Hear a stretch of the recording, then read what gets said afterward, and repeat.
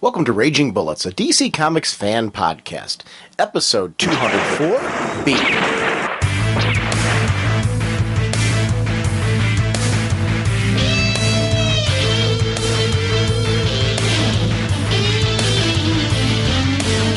Welcome to Raging Bullets. I'm Sean Whalen, drnorge on the comic forums, and I'm joined as always by my co-host Jim, the sensei of the whatnot Segulin, and the Duke of you know.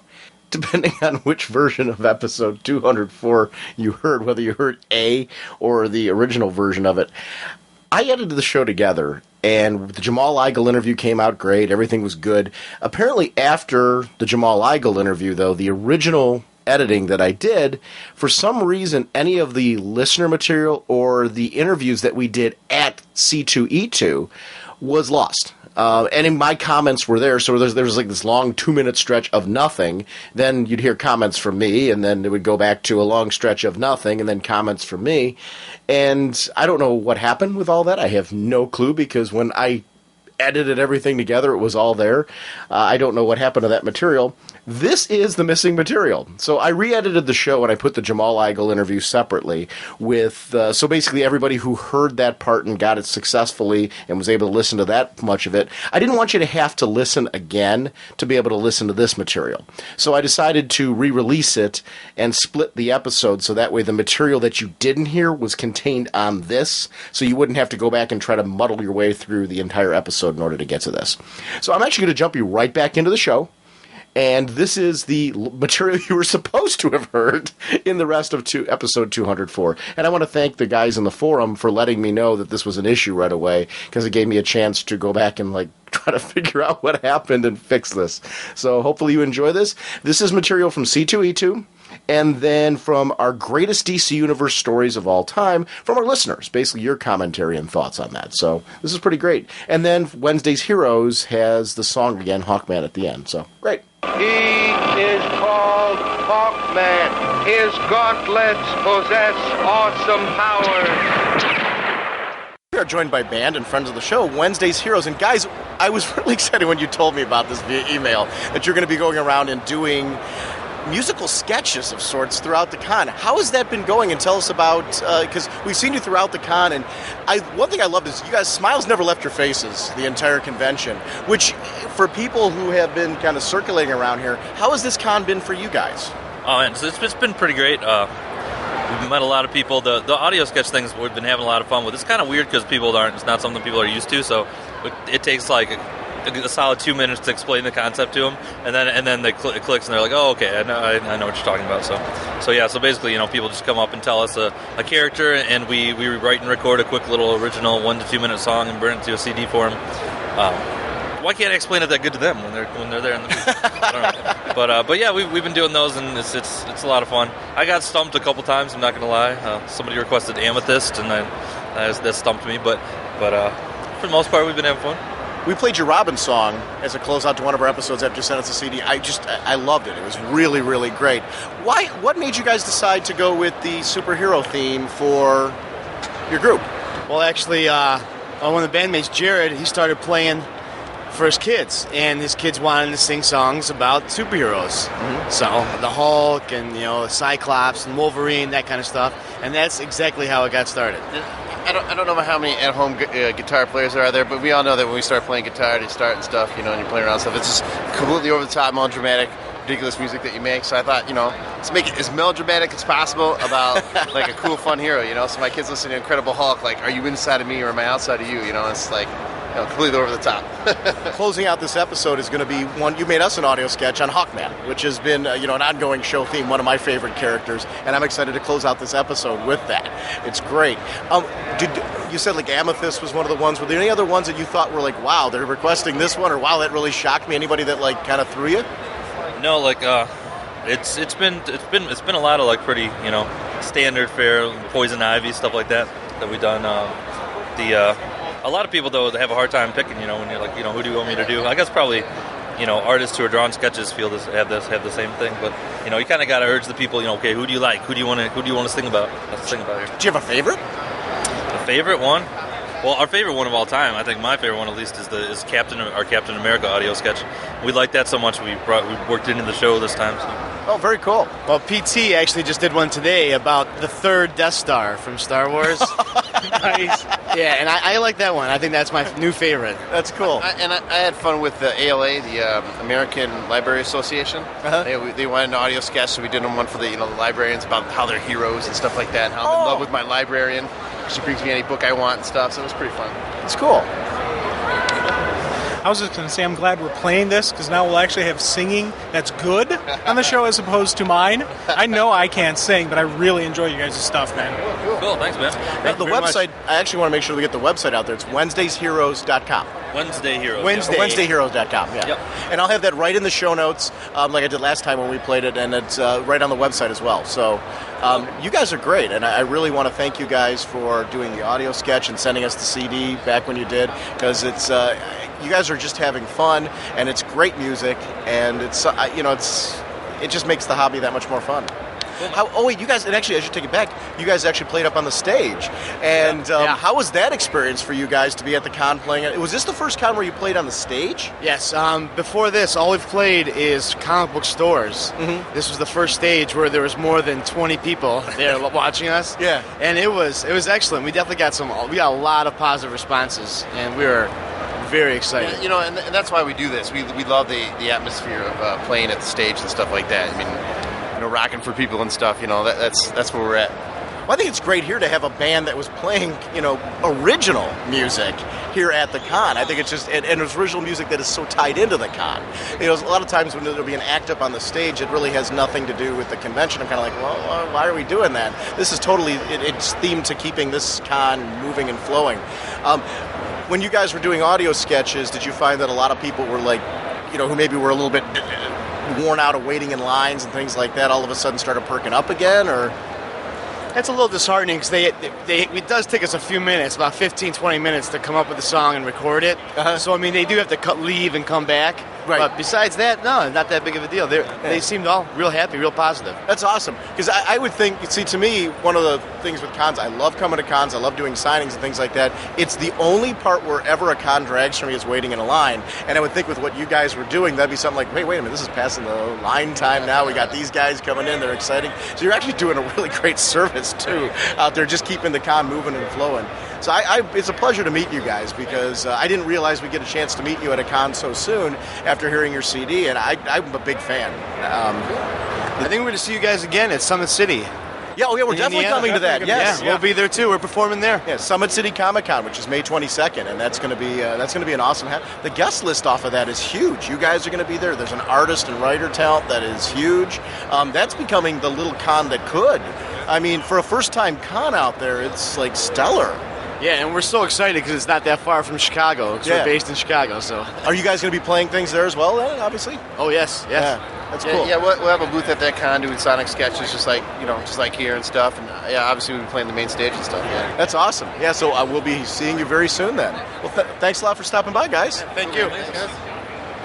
Joining me is Ed Cato, and we're here to talk again about Captain Action. It's great to see you again. We met you for the first time at the New York Comic Con. Absolutely. And I loved the enthusiasm you guys had for Captain Action at the time, and its rich links to the DC Universe history. Update us on Captain Action. Where's our listeners who are fans of Captain Action, and maybe people who are new listeners to the show who don't know anything about Captain Action? Yeah, let's tell them about Captain Action and what's going on now. Sure, I'd love to, Sean. Captain Action was the original action figure. So in 1967, after the guy who invented G.I. Joe had success with that, his next project was Captain Action. And much like Barbie would dress like an astronaut or a teacher, G.I. Joe would be a Marine or a scuba man, Captain Action would dress like other superheroes. So you'd buy the doll and dress him like that. It kind of never has gone away. There was a DC comic, 5 issues in the 60s, that was just brilliant. Jim Shooter was the writer and had art by folks like Wally Wood and Gil Kane, and the art really holds up. The art's just beautiful. And between the collectibles and the DC books, it kind of is on the radar for a while. And what we've done is we've brought them back.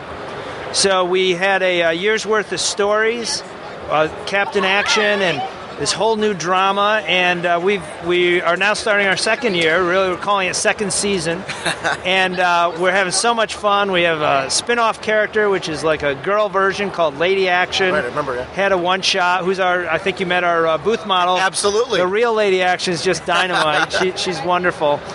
We publish through Moonstone, but we have a lot of other projects going on too. So we have statues and toys and T-shirts from Graffiti, and there's really a lot of Captain Action stuff. How does Captain Action translate into modern storytelling? What makes Captain Action today? Because retro is so cool now. Yeah. To see that. And that's one of the Sure. great things. The things from the past translate so well today. What does Captain Action offer today, do you think? Yeah, one of the things that we wanted to do with this story is kind of mean something. So if Captain Action was a doll, right, that would dress up, we want to really have a theme that's all about kind of being a little better than you are. And that's what our story's about. And in fact, it focuses on Captain Action's son, who's kind of a very decadent guy. And it's all about his kind of growing up and realizing maybe I should kind of step it up a little bit. And at the same time, we do have a lot of retro overlays. We just came out Wednesday with a book that teamed Captain Action up with the Phantom, the old guy in purple tights. Yes. So that's our first crossover, and it's been getting some good buzz, and we've had a lot of fun with that retro thing as well. What I think is cool is that you guys are focusing on who Captain Action is as a person, when you're talking about the son. I'm a big fan in comics and in storytelling in general of supporting cast, because I think through the supporting cast you get to know a lot about the main character as well, and those relationships, because how they deal with those situations that the supporting cast members bring tell a lot about who they are as a person. So I think that's fantastic. Oh, yeah. I'm glad to hear you say that. In the second season, our writer is Stephen Grant. So Stephen's done a lot, everything from X to he's great. And what he did is he really took our Bible and digested it all, and he's come up with this 12-issue story that's just brilliant. It reads like a Robert Ludlum novel, with all the supporting characters are kind of trotted out center stage and then back into the wings, and it's just wonderful. It's a great read, and for anyone who loves supporting characters, they'd love that. I love the season aspect of it, because for me, I'm reading Buffy's from Dark Horse, the season aspect of that. I'm a big fan. I think comics translate very well to a season, because you get a big arc where you know that when you're reading each issue, there is an end point. Yeah. There's an end product there, and you feel like there's something satisfying, yet you know that there's going to be another season, it'll continue on, and there's something to invest in with these characters. Yeah. I like finite storytelling with the continuation aspect of it in there as well. Yeah. I think you get the best of both worlds with that, and I think that's great. Yeah. For listeners right now who are new to Captain Action, where can they find out more information about Captain Action? Is there a website that they can Sure. We'd invite them all to friend us, of course. We've got a great Facebook page that's growing by leaps and bounds, and we'd love to hear what they think about. Our comic is published through Moonstone. That website is Moonstone Books, but our website is Captain Action Now, and we're always using this as an opportunity to show great new art from super artists who are working on our projects, and also great collectibles too. And for listeners right now, you don't need to write that down. It'll be in the show notes. They'll also be on our website. So it's really easy just to click directly on them right from listening to this episode. So it's great. And please be sure to check them out. I'm a big fan of what you guys are doing with Captain Action and your enthusiasm, because you guys have a genuine love for what makes good comics and good storytelling. I'm also a big fan of swag that goes along with the comic, because to me that's half the fun. I'm reading the book, I'm looking at the action figures, I like setting up my room in that vibe. We do our recording studio with all kinds of comic related memorabilia in there, and it's always fun because that helps us get into the vibe when we go to record from it. And this is just the kind of thing that I'm into as well. And I've got friends who are action figure collectors who are drawn into Captain Action from the action figure end, where I come at it from the comic end. So it actually brings us together in a way that's very different. Because for me to get them to read comic books before was kind of pulling teeth. And Captain Action has been an entry point, actually, for them. Well, Sean, we're teasing everybody, but we are so close to a big announcement. And for action figures, it's about as big as it gets. And we're not quite ready. We're probably 2.5 weeks away from it. But I can't wait to announce for all the action figure fans what we're going to be doing with Captain Action. It's not our Mego size figures that are out there now. It's not our sideshow statue, which is out there now. It's not our T-shirts or our Cloisonne pins, but it's something new, and it's going to be so cool. So that they definitely need to make sure they're bookmarking the Facebook page, actually, to be checking out what's going on with Captain Action. Well, Ed, it was so cool to see you again, and Thank you, Sean. And great to have you on the show. Oh, thanks so much. Appreciate the opportunity. Cool. Joining us is author Brian Miller of the book How I Became a Supervillain. And Brian, welcome to Raging Bullets, and thank you for joining us today. Thanks for having me on. Brian, can you tell us a little bit about How I Became a Supervillain? The title in and of itself, for any comic fan, it sounds like something you immediately want to read. Tell us a little bit about this book. What is the premise? Okay. I've been a fan of supervillains my whole life. It's the only character I've ever really identified with. Lex Luthor, and on the Marvel side, sorry, but Doctor Doom is one of my personal lifelong heroes. So what I did over the book, and my degree is in philosophy, that is my specialty. So what I did is I took a philosophical approach to comic book supervillains as unique characters only found in modern literature.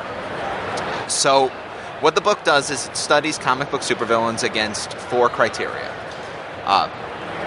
Experiential history, metaphysics, specifically with free will, psychology, and ethics. And then finally, well, what can we learn from them? And the point is to actually create a model for understanding what qualifies as a supervillain and what doesn't. So not everybody with superpowers who robs banks for a living is a supervillain. And not every mad scientist who wants world domination but has no powers qualifies either. Really what it is, it's a very specific type of character. A certain psychology, a certain morality, a certain history that makes someone a supervillain. Where this book then becomes really interactive in the sense that a fan then could read this and go through the comics that they're currently reading and analyze the characters who are villains in the story and say, is this person really a supervillain, or do they not fall into that category? I'm thinking of characters like, for example, Catwoman. It would be interesting to evaluate her based on the criteria in this book. Does she fall into that category, or does she not make the criteria? And then to compare her to a character like the Joker. We're doing right now JLA Avengers on our show, so we're talking about Doctor Doom. Talk about a Doctor Doom, and look over a lot of these characters as well. Right. Well, what I actually... 2 archetypes for the form of supervillain to fit that category are specifically Lex Luthor and Doctor Doom. I mean, these are almost the same character in 2 different worlds. One guy with who can use magic, and the other one can't. But really, it's the same guy. And what really makes them what they are is that they are both committed to changing the world for the better. They have this utopian vision of how the world should work. They're smarter than everybody else, and they have used that to define themselves as, hey, I'm qualified to fix the planet, and you, superpowered jerks, keep stopping me and protecting the status quo. And that's really where they fit in.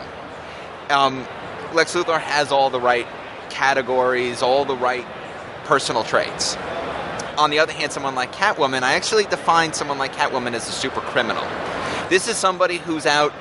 A super criminal is really someone who has superpowers, commits crimes, and the only reason they're doing it is they're trying to evil scheme up their next mortgage payment. So, and there are lower derivations of these characters. The Joker is a great example of this. He falls into what I call the genius madman. These are characters that don't have a utopian view of the future, or they're not out to fix the world, they're out to make the world more like themselves, as twisted and as messed up as they can get it. But at the same time, they're as brilliant as someone like Lex Luthor. And that's really what makes the Joker so really dangerous, is that he's as smart as Lex, but he wants to just hurt people. Lex, if he can accomplish his goal without killing a single person, he'd be more than happy to achieve it. That to me is what makes comics literature, is the fact that you can have discussions like this, right, where you can really start breaking down these characters into categories and taking a look at what makes them tick and where do they really fall. Because it is, growing up, it was always there's heroes and there's villains. Well, it's not that simple, and I love that aspect of this. Brian, one thing I want to make sure that we tell our listeners is, where can they get this? Actually, you can go to Amazon, you can go to Barnes & Nobles and order it. You can walk into the store and they can order it for you, but best place is to go online. There's booklocker.com. One of my publishers, also Smashwords, if you want an ebook copy. Or you can just go to my website, www.comicbookdiscourse.blogspot.com. And it's got links to where you can find it, plus it's got all the continued work that I'm continuing to do. That will be in our show notes, and it'll also be on our website. So anybody that's looking for this book, please do yourself a favor and pick it up. To me, the second that you gave me the hook on what it's all about, I'm like, okay, this is something that I need to read. And I'm sure a lot of our listeners listening right now are like, wow, this is... Because this, to me, is going to enhance my reading of comics, because it's going to give me just a whole other level. So it's a pleasure to meet you, and thank you for coming on the show. Hey, thanks a lot. I appreciate it. Okay. Like a human helicopter, the Flash rotates his body, rising faster, faster! Hey guys, it's me, Zigo from the forums. First off, I want to congratulate you guys on 200 episodes of awesomeness. Anyway, so here goes. You guys wanted to know what are our favorite, us as the listeners are our favorite, DC stories of all time. I'm going to have to go with something that is very close and dear to my heart, and I'm going to go with Jeff Johns' Green Lantern Rebirth. Now, this story, I'm sure a lot of people who are listening might know about this, is what Jeff Johns pretty much brought back Hal Jordan back as the main Green Lantern, and pretty much this was the beginning of the reestablishment of the Green Lantern universe currently. And as we know now, a few years later, it's still the stories we're getting now from Green Lantern are spitting from that core story. Excuse me. Anyway, it was just an awesome read. It's a book that I can read more than once. And besides it just being my favorite story, it's also very dear to my heart because this was the story that got me back into comics, that really immersed me into the DC universe. I've probably said this a million times everywhere. I guess I can say it here again also. I remember I was looking through it, and I always liked Green Lantern. I remember he died. I didn't really collect comics that much, when I was a little kid. And then one time when I started college, there was a comic shop around me. I went in, and then I saw, this looks cool, Green Lantern Rebirth, issue number 1. All right, I'll pick this up. And when I read it, I went the next day and asked them if they had part 2. It turns out that they just started, and they would get these things monthly. And then from then, I just started picking them up, and I said, you know what, I'm just going to read Rebirth. And after that, I'm done. I'm not picking these up. I'm just going to, probably wait for at the time I used to call them the book versions, which now I know what they're trades. And no, after that, I just got hooked and I started reading everything else DC. So my favorite DC story, personally for me, will be Green Lantern Rebirth because it was just the start it was the rebirth of the Green Lanterns, and it was the rebirth of me getting back into comics properly. Before, my parents would get me the comics, I never got them on my own, and this is the first series I got on my own.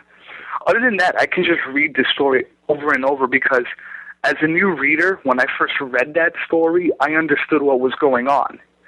And anytime a friend of mine asked me, hey, I want to get into comics, can you help me out? I would lend them the trade. Here, read this, come back to me when you're done. I never bought any of the absolute editions of any comic books. And to be honest, I pre-ordered, it should be coming out in April, I pre-ordered the Green Lantern Rebirth Absolute Edition. So, that's just how amazing that book is to me on a personal level as well as just an awesome read level. I mean, I can honestly just read that, that story over and over. Anyway, guys, congratulations again on number 200. Seriously, it's really great that you guys keep going, and I guess I'll call you back for episode 300. I mean, that should be like, what, probably next year? No, I'm kidding. Anyway, guys, congratulations again, and keep being awesome. Bye. I love hearing somebody geek out about a story so much that they give it to friends and they say, hey, this is something that you should be reading. This is something that's important to me. I'm a big fan of doing anything you can to get people into comics because I just think that this medium is something, I've said on the show many times that I think what we consider to be great numbers in comics right now is just disgusting considering the quality of the comic product that's out there. So I think it's really great when I hear Leroy really just talking about his love for Green Lantern Rebirth. This is a story, too. I picked up the Absolute, and it's, I'm sitting here right now. I think it's really great that this story has just keep lending itself to be republished and repackaged for newer audiences. And that's something where, and then for collectors as well, the artwork on it I thought was brilliant. And to be able to now own that book with the Absolute Edition and to really appreciate that, especially because it's got the script in it and stuff like that for one of the issues. I'm a big fan of those kind of behind the scenes kind of things where you get to kind of see what it was like for the creative process. And his pitch, I know, was in there as well, the original pitch for the series. So I'm interested in that kind of stuff, those geeky little director's cut style, type of things that you can get in that type of thing. So thanks for calling, Leroy. Hi, Sean and Jim. It's Richard from Halifax, Nova Scotia, R2Z on the forums, although I don't go there very often. I just wanted to call and congratulate you guys on your 200th episode, and along with that, leave my opinion for the best comic of the last forever by DC. I would have to say it's A Lonely Place of Dying. Not only did it introduce a great character in Tim Drake, now Tim Wayne, but it probably single-handedly got me back into comics after having been out for about 5 years. After reading that comic at a friend's, I went out and immediately picked up the first year of Robin and continued that on through the whole run. As well, it also got me back into my other comics, all of the Batman comics. And I've been collecting steadily since then, and I'm grateful for having read that comic and the hours of enjoyment it provides me every week. Thank you guys very much, and happy 200th. I always love getting the Batman love on this show. I think that's really great. Lonely Place of Dying was fantastic, because he's right. Tim Drake, to this day, Tim Wayne, whatever you want to call him, is one of those characters that really he was introduced in that storyline. And to this day, we're still reading fantastic stories with this character. And it's amazing how that character has stuck and evolved and grown over time. But I remember that story because it was a big crossover between the Bat books and also Teen Titans. Bringing really this concept that, because Tim was really going for this idea that Dick Grayson should be Robin again, I should say, and that Batman needs that support piece. And it's a book that I don't want to say too much more other than if you haven't read Lonely Place of Dying and you've been reading any of the Bat books and you like the Red Robin character, you like Tim Drake as Robin, whatever, capacity you've had experience with him in, you really should go back and see, where he came from and how this character came onto the scene and just how true to his roots this character still is to this day. Because he's somebody that, even though he's evolved and grown and we've seen him mature, the core values of the character that are still in existence today. And it's just such an amazing, amazing story. So, very cool. Thanks for shouting that one out. Hey, Sean and Jim, this is Rick Crofton from the Book Cave, and I want to congratulate you guys on 200 episodes. Only 10,000 hours. Wow. You guys, you need to kind of not be so quiet. You need, put out a little bit of time on your episodes. Don't be so short on them. You've commented about what are our favorite DC stories of the year. Well, I'd have to say mine is Legion of Three Worlds. It might have been late, took a while, but it's well worth it. The Legion is back, the real Legion. Now, there's nothing wrong with the other two, but being, turning 50 this year, my Legion is the original. I really enjoyed it, and I'm glad that they're bringing them back, kind of post the Magic Wars in the old Baxter series. Pre-Baxter. Let me rephrase that. Pre-Magic Wars. So, hey, Mon-El's in. Great. Shadow Lass still has all her fingers. Cool. Timberwolf and Lightning Lass, I should say, are together. Great. Now, you sure the 5 year later gap did bring in some great characters? I would love to see them, but we will sooner or later. Like I said, my favorite story has got to be the Legion of Three Worlds. And I'm looking forward to seeing what this new Legion series will bring with Paul Levitz writing it. You guys have a good time, and I look forward to 200 more episodes. in another 10,000 hours. Talk to you guys later. And bye. And Rick, I want to thank you for their friendship to the show, and I want to encourage everyone to listen to the Book Cave. You know, it's funny, as you know, Rick was talking about the Legion of Three Worlds. You know, we talk about death in comics seems to be a big thing. Is dead, and can you bring back characters and stuff like that? It's funny how in two of the segments here we had our boy Leroy from the Comic Tube podcast, and now Rick talking about stories that brought back older concepts, but they've been reimagined for today. He's talking about, as a long-time fan, his love for the Legion, how his Legion is back, and it's great because I know when Jim and I have talked about this both on and off the show, Legion of Three Worlds, we both have very different experiences. Where I grew up with this Legion as well, but his exposure was really the Mark Waid Legion, and now that we've got this Legion coming back, he is engaged by this group, and there's something great about this story. I think good stories like your Green Lantern Rebirth and Final Crisis Legion of Three Worlds, and I'm not just talking about death in comics, I'm talking about just taking concepts that worked in the past, where you've got writers who are really energized by those concepts. They're really into them. I love new characters. I love, when he's talked about the 5 Year Later Legion and Wade's Legion and what Wade and Kitson were doing and how that whole series evolved.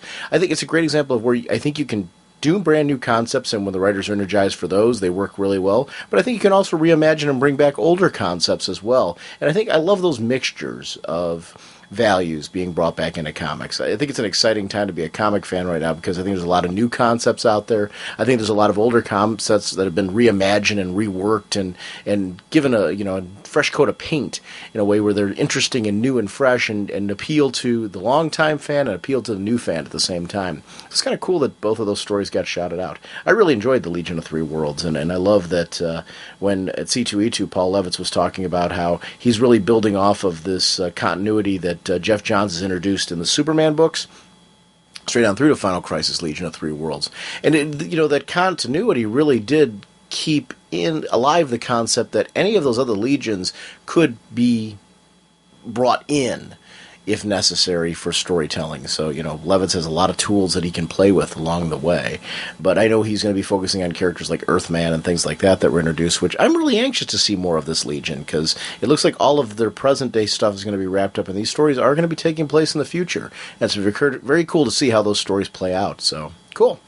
Hey, I hope this isn't too late. This is Micah, by the way. I was calling for episode 200. I was trying to think of what I would talk about, and the only thing that really makes sense for me, at least, would be really, I think Batman Nightfall, when that came out, was the book that got me into comics, and it wasn't really the comic book itself, it was the novelization that happened. I'm not sure how long afterwards, but I was walking to a bookstore and just by chance picked up that one, and I read it, and it was fantastic. I believe Denny O'Neil wrote that one himself as well. It was just the novelization of the Nightfall storyline, and it was really, really good. And then later on, I read Batman No Man's Land, which is also another novelization, and the novelization of Superman Death and Returns. And I think it was really cool that they actually had those out there for people to read, and that got me interested in reading the actual comic book storylines. And I thought that those were all super awesome. Like Nightfall, introducing John Paul Valley and having Dick Grayson come up in there and act as Batman afterwards for a while, and the thing with Bruce Wayne in a wheelchair and what that did with was it Strike Force or Justice League? I think it was Strike Force, something like that, where he was like the benefactor of that group, something like that, and running around as a wheelchair Bruce Wayne, giving orders to people trying to find. Well, I think Tim's dad got lost at one point in time. And all the shenanigans that happened after that was just a lot of fun. But actually, Nightfall itself is a crazy good story. I think people, if they haven't read it, should go back. I know they have it traded up, but the trades don't include a lot of the aftermath stuff. So I think it's just the basic. Bane comes in, figures out Batman's story, and then John Paul Valley comes in and goes crazy. And then Batman has to get his title back. But that's one of the few events where I've gone through and found a lot of the side issues that came through it. This stuff is really, really good. Like Azrael stuff, the Bane that came a little bit afterwards, like the Bane of the Demon or whatever that was, where he worked with Ra's al Ghul. Well, not worked with him, but like he fought against him for a while. It was kind of crazy stuff. I haven't read it in like a good 5 to 10 years, I think. But that stuff is really good. And then Death from Superman, I think happened the same year as Nightfall. I'm not completely positive, but that was awesome because they introduced 3 of my favorite characters like in the whole DC universe, which Steel, I think he's criminally underused. I don't think we get enough Steel at all. The character is fantastic. I think John Henry Irons is great. I think the Superman universe would be better for him showing up a little bit more than he has in the recent years. And it has Superboy, which used to be a cool character. It's kind of mostly nowadays, but like he had the crazy bowl cut and the stupid glasses and the dumb leopard jacket. Like that was really awesome. And then he had the team. What was his team book called? I can't remember now. I'll save my life, or they actually call up. But Superboy had a team book that was crazy good as well. And like that was just a fun time for Superman comics. And Eradicator, who's kind of coming back now. But even though it's not really him, but it's just a clone version. But that character had really cool goggles, and I like characters with dumb goggles, so that was like they're my favorite characters. And I'm glad to see. Well, I was glad to see Eradicator come back until I realized it wasn't him. But still, it's kind of fun. And yeah, that's another good one.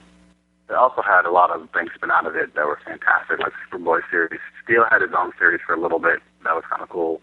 The crossover with Milestone characters in Worlds Collide with Steel was awesome. Some of the best stuff of the whole Worlds Collide storyline came about with the Steel book.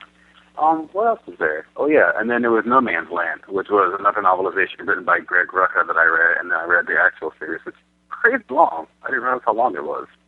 But that had awesome character moments that had a lot fall out of it as well, like what happened with Joker. And I want to say Gordon's wife at the end of that was completely insane, how the city broke down. It was hard to believe at first, the fact that like the whole coast goes off the edge of they quarantine the city off the coast of wherever it was, and Superman can't just push it back over there, something like that. Like there's no help for them, but in the constraints of the story, it was pretty awesome. Like what happened there, where everybody formed in the gangs and they all went kind of crazy for a while. Like I think that story was awesome. So like the 3 stories, I think, are my favorite and some of the best work that DC has done over their history, really. Were Nightfall, No Man's Land, and then Death from Superman, because they all introduced cool characters. That's where we got, like, No Man's Land is where we got got Cassie as Batgirl from, who I think was great. It brought it. I think it had some cool stuff with Huntress. It did a lot of really neat things in that series, so if people haven't read those, they should go pick them up if they're in for a long, long ride, because they're all really long now that I think about it. Like, a lot of books involved in that. Yeah, those are all good, and that's my call for episode 200. Congratulations, guys. Mike, I know you and I agree a lot about the love for newer characters. And I mean, Steel, at this point, is Steel really even considered a newer character? But I mean, even some of the smaller characters that are considering quote-unquote supporting cast in the DC Universe, like Steel was just a great character who I want to see more of, too, because I think John Henry Irons is very interesting. He was very interesting in 52 and after that, and I've liked what they've done with him in the Superman books. I want to see how he comes back and how he reacts to what happened to him with that whole Atlas business. So I'd be curious to see how that all turns out. It's interesting, the novelizations. Actually, I'm really glad that you called in to share your thoughts on novelizations and how novelizations brought you into comics, because I'm great to see other medium bringing people in to actually look at then the original work.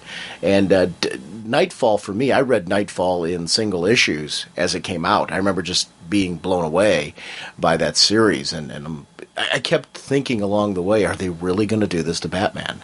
Or are they just pulling one over on us? It was, when I remember I had it was in one of the magazines, they did a Catwoman, and it was the Asbat's costume, but you didn't know at the time, is that going to be somebody else in the Batsuit, or is that Bruce in a new version of the Batsuit? So I kept thinking to myself, wow, that suit looks pretty cool. Is it Bruce? And what would lead to him putting on that suit?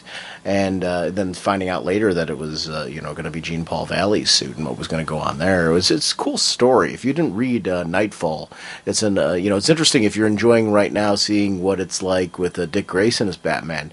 Interesting to see how a person who isn't suited to the role takes over Batman and what happens with that. And I know there's 2 Nightfall trades, and then there's a Night's End trade. You got to get the Night's End trade too to see how the whole thing kind of plays out. But I wish that Knight's Quest, it's too long to, I think, probably collect it, but I wish Knight's Quest was kind of collected in between there. It was interesting to see how a different Batman was in that role. When you were talking about Bruce Wayne in the wheelchair, the Justice League team was the Justice League Task Force that he was, working with at the time, and he's looking for Chandra Kinsolving, who he'd become close to, and he was on the quest to look for her during that time. When you're talking about the Superboy team, I'm thinking you're talking about Superboy and the Ravers. That might be the team. The only other team that Superboy was on in those early years was Young Justice, but he was on Superboy and the Ravers first, which was a spin-off series. It was a team book that was on there. And you're right, that was crazy good fun. It was. I'm a big fan of Connor Kent as well, so that was a cool series. But and then you were talking about Death and the Return of Superman, and you know what? I guess I'd have to think back. I know it was right around that same era that Nightfall was happening, because the two of them went through this really intense year together.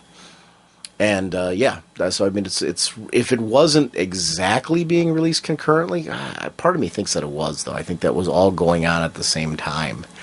That was all happening. Very, very interesting stuff that they were experimenting with. How do you take Superman and Batman out of their books? Kind of like what they've done now, but they're doing it very differently now than they did back then. But it's always interesting to see what it's like with those characters out of their books and how that worked out. So it's kind of cool.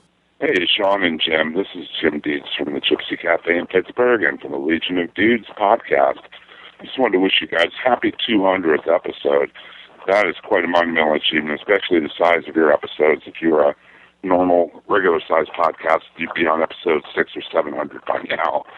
So, but that's why I love you, the in-depth stuff, the in-depth look at all the DC stuff, and that's why I listen all the time. And I just wanted to congratulate you on this momentous occasion. You guys totally bring it every issue or every episode, and I love your enthusiasm. I love the way you're able to tie things together. For those of us who can't cover every corner of the DC universe, you are a wonderful resource to have.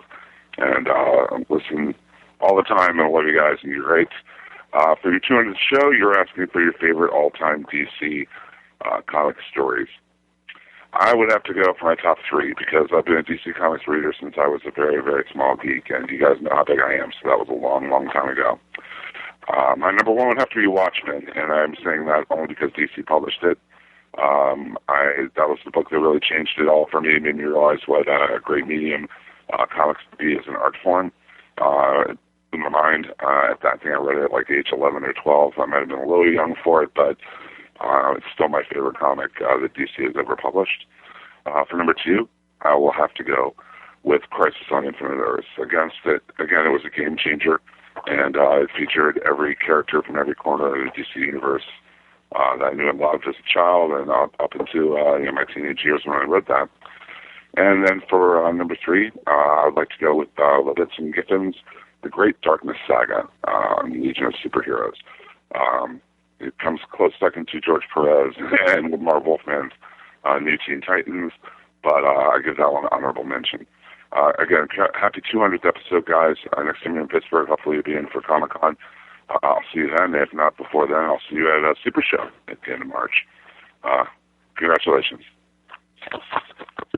Jim Dietz of the Legion of Dudes podcast has become a very good friend of the show, and Jim Seigelin and his family always go, our Jim, I should say, or whatnot.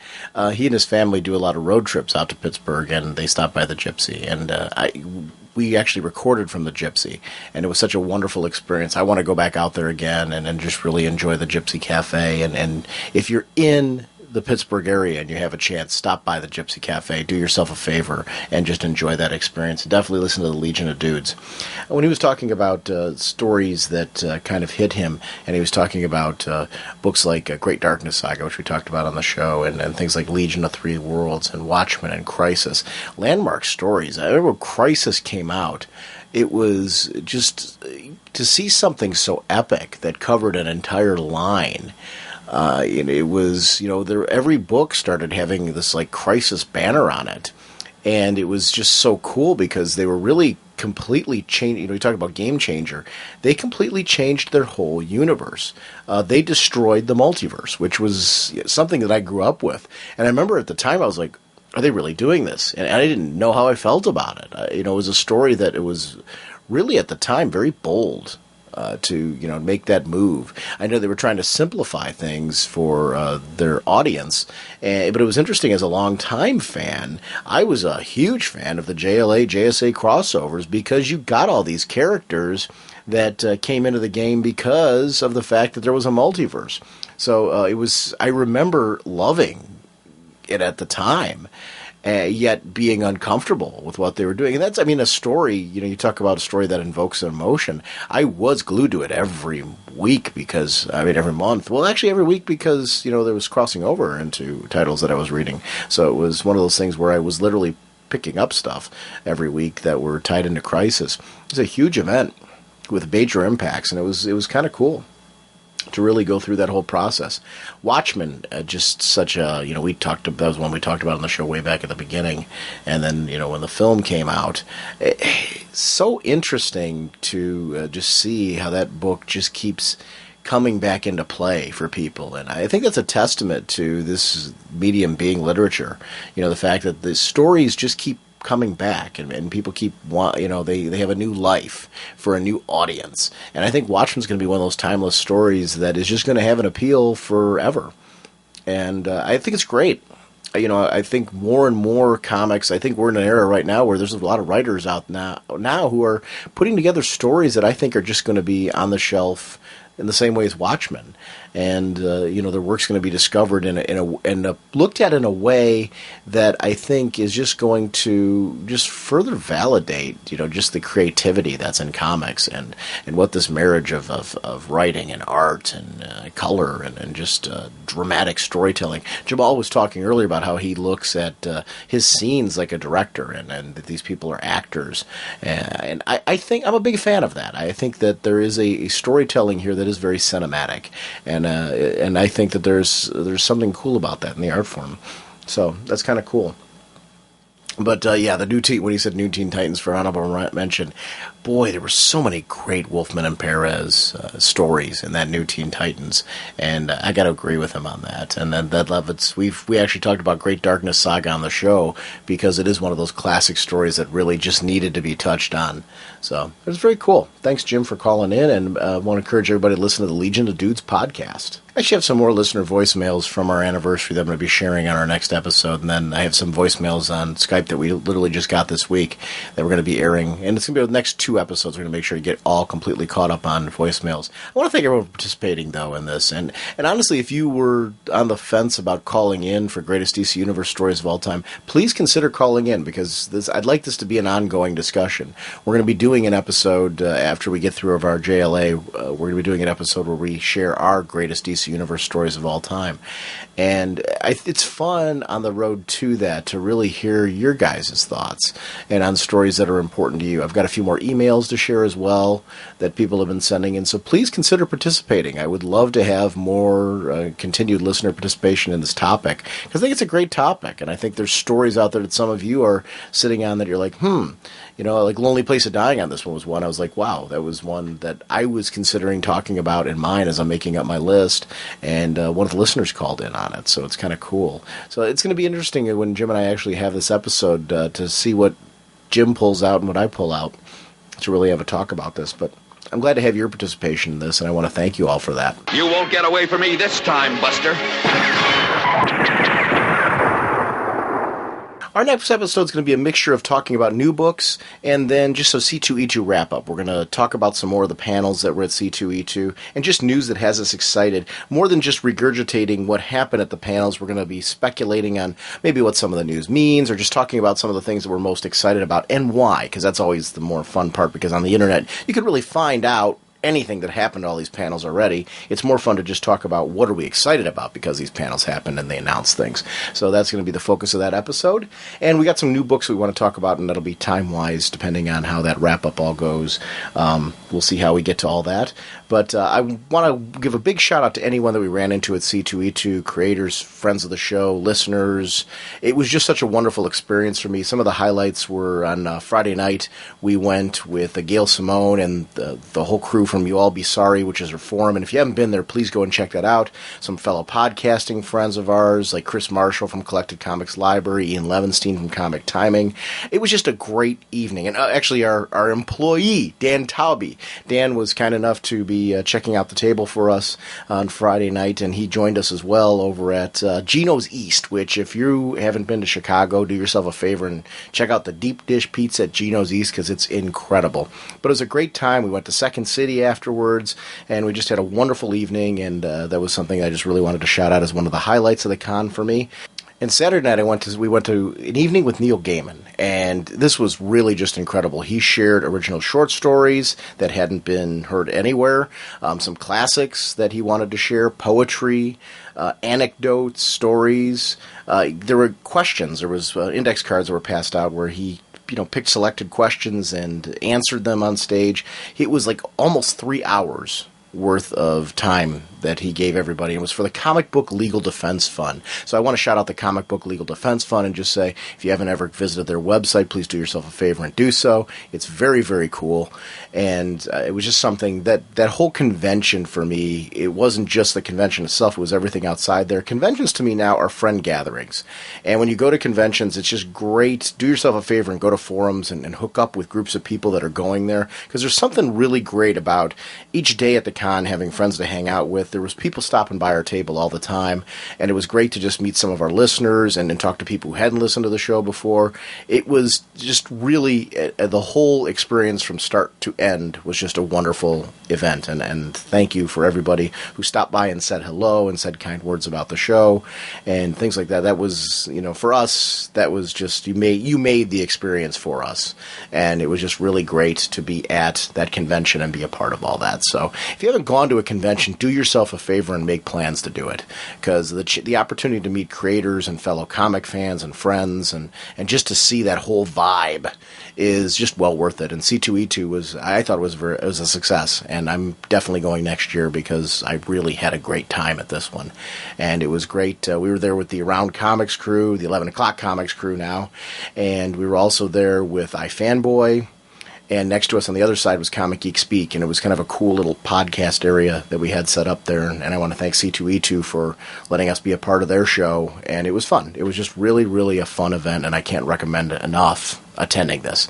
So, very cool. Also want to shout out the Summit City Comic Con. That's summitcitycomiccon.com. That's going to be May 22nd. Jim and I are looking to attend that con, so it's definitely one that you want to check out as well. Our sponsors for this episode are DCBService.com and InStockTrades.com, who put on that convention, where you can pick up Supergirl number 53, regularly $2.99, 50% off, only $1.49. Check out friend of the show, Jamal Eigel's work, and he did the cover on this one, so it's definitely an issue that you're going to want to check out to see Jamal's cover work as well. Batman the Cult is coming after we do JLA Avengers. Batman the Cult is a classic printing of the 4-issue prestige format miniseries from 1989. Batman, Deacon Blackfire. It's super cool. Jim Starlin, Bertie Wrightson, regularly $19.99, 47% off, only $10.59. I want to thank InStockTrades.com for supporting us with that, and DCBService.com for giving us those great pre-order discounts, which is just really, really fantastic. I'm hoping to be back in less than a week with our C2E2 wrap-up, because I want to get right to JLA Avengers and then start recording the rest of that.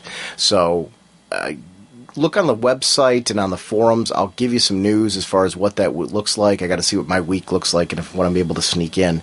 But I also want to shout out RagingBullets.com, and I want to thank Mandy Stiegel and Jared Cardos for putting up their columns on the website. I try to put up regular postings during the week, too, just sharing some DC news and things that I find interesting on there. I want to put up some more columns and materials for myself as well. If you're ever interested in posting anything on the website, like you want to do like a regular blog or column or something on the website, please let me know. It's ragingbullets@gmail.com. We're always looking for people. The way I look at our website is I want it to be something where it's friends of the show, fans of the show, and people like that who can kind of have an outlet. And I'm I'm always looking for people to participate in that. So let me know if that's something you're interested in. But I want to thank Mandy and Jared for the wonderful work they do with Life in the Gutter and the Bat Case book in particular, because I just think that they're really wonderful columns. And definitely check them out on the website if you haven't had a chance to do that. We're also linked to a lot of blogs from friends of the show, Mart's blog. We've got also the blog of OA and a bunch of forums and websites and things. I'm always looking to add to that, too. If there's something of yours and you're a listener to the show and you're like, geez, guys, could you link to me? I'm a big fan of that, so please make sure that if I'm missing something, that I'm definitely linking to you and letting people know that you're out there, because that's something that I want the show always to be about, is really cross-promotion and building friendships. So, very cool. Bye!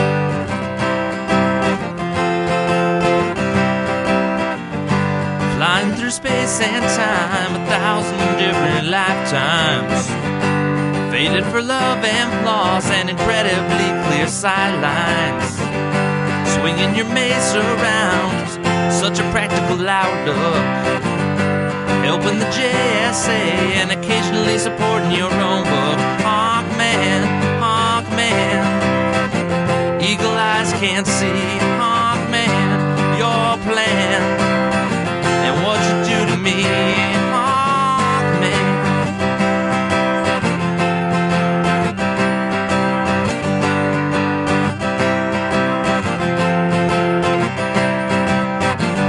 The villains are closing in, be they Thanin Guard or Egyptian.